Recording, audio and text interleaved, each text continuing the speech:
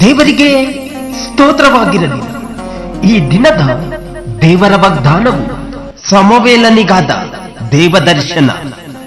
1ನೆಯ ಸಮವೇಲನು 3ನೆಯ ಅಧ್ಯಾಯ 1ನೆಯ ವಚನದಿಂದ. ಬಾಲಕನಾದ ಸಮವೇಲನು ಎಲಿಯ ಕೈ ಕೆಳಗಿದ್ದುಕೊಂಡು ಯೆಹೋವನ ಸೇವೆ ಮಾಡುತ್ತಿದ್ದನಷ್ಟೇ. ಆ ಕಾಲದಲ್ಲಿ ದೈವೋಕ್ತಿಗಳು ವಿರಾಳವಾಗಿದ್ದವು, ದೇವದರ್ಶನಗಳು ಅಪರೂಪವಾಗಿದ್ದವು. ಎಲಿಯ ಕಣ್ಣುಗಳು ದಿನ ದಿನಕ್ಕೆ ಮೊಬ್ಬಾಗುತ್ತಾ ಬಂದು ಚೆನ್ನಾಗಿ ಕಾಣದೇ ಹೋದವು. ಅವನು ಒಂದಾನೊಂದು ರಾತ್ರಿ ತನ್ನ ಸ್ಥಳದಲ್ಲಿ ಮಲಗಿದ್ದನು. ಸಮವೇಲನು ಯೆಹೋವನ ಮಂದಿರದಲ್ಲಿ ದೇವರ ಮಂಜೂಷವಿದ್ದ ಸ್ಥಳದಲ್ಲಿ ಮಲಗಿದ್ದನು. ಆಗ ದೇವದೀಪವು ಇನ್ನೂ ಉರಿಯುತ್ತಿರುವಾಗಲೇ ಯೆಹೋವನು ಸಮವೇಲನನ್ನು ಕರೆದನು. ಸಮವೇಲನು ಬಂದೇನೆಂದು ಉತ್ತರ ಕೊಟ್ಟು ಒಡನೆ ಎಲಿಯ ಬಳಿಗೆ ಹೋಗಿ, ಇಗೋ ಬಂದಿದ್ದೇನೆ, ನೀನು ನನ್ನನ್ನು ಕರೆದೀಯಲ್ಲ ಎನ್ನಲು. ಎಲಿಯು, ನಾನು ನಿನ್ನನ್ನು ಕರೆಯಲಿಲ್ಲ, ಹೋಗಿ ಮಲಗಿಕೋ ಅಂದನು. ಸಮವೇಲನು ಹೋಗಿ ಮಲಗಿದನು. ಯೆಹೋವನು ತಿರುಗಿ ಸಮವೇಲನೇ ಎಂದು ಕರೆದನು.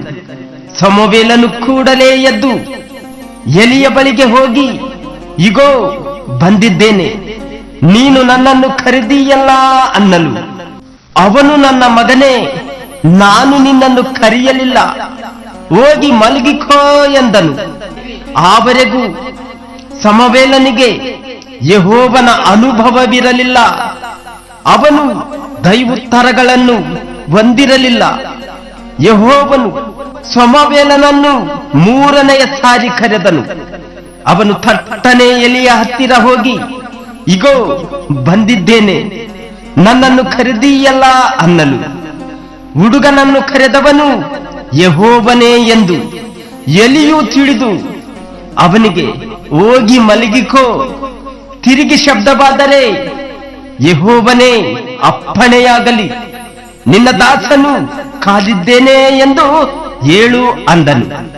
ಸಮವೇಲನು ತಿರುಗಿ ಹೋಗಿ ತನ್ನ ಸ್ಥಳದಲ್ಲಿ ಮಲಗಿಕೊಳ್ಳಲು ಯೆಹೋವನು ಪ್ರತ್ಯಕ್ಷನಾಗಿ ಮುಂಚಿನಂತೆ ಸಮವೇಲನೇ, ಸಮವೇಲನೇ ಅಂದನು.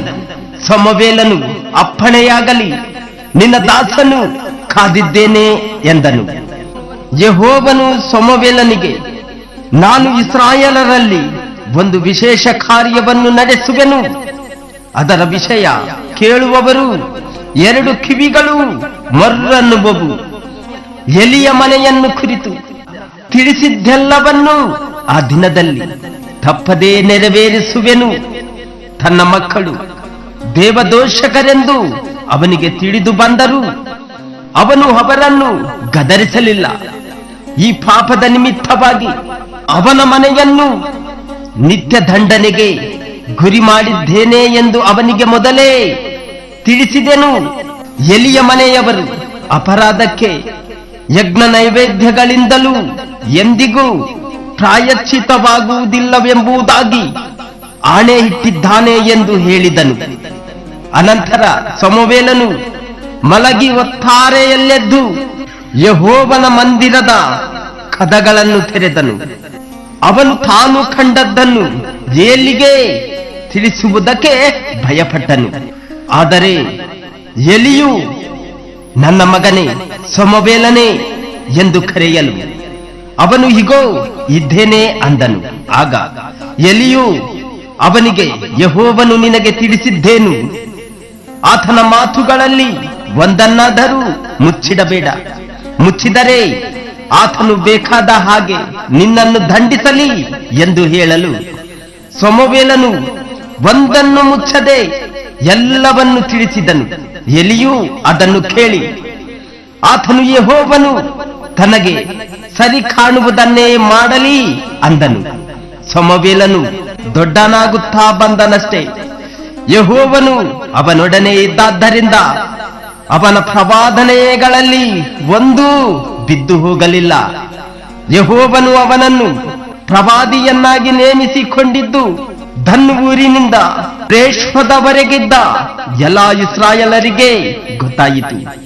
ಯೆಹೋವನು ಸಿಲೋವಿನಲ್ಲಿ ದರ್ಶನ ಕೊಡುವುದಕ್ಕೆ ಪ್ರಾರಂಭಿಸಿ ತನ್ನ ವಾಕ್ಯದಿಂದ ಸಮುವೇಲನಿಗೆ ತನ್ನನ್ನು ಪ್ರಕಟಿಸಿಕೊಳ್ಳುತ್ತಾ ಬಂದನು. ಸಮುವೇಲನು ಇಸ್ರಾಯೇಲರೆಲ್ಲರಿಗೂ ದೈವೋತ್ತರಗಳನ್ನು ತಿಳಿಸಿದನು. ಆಮೆನ್.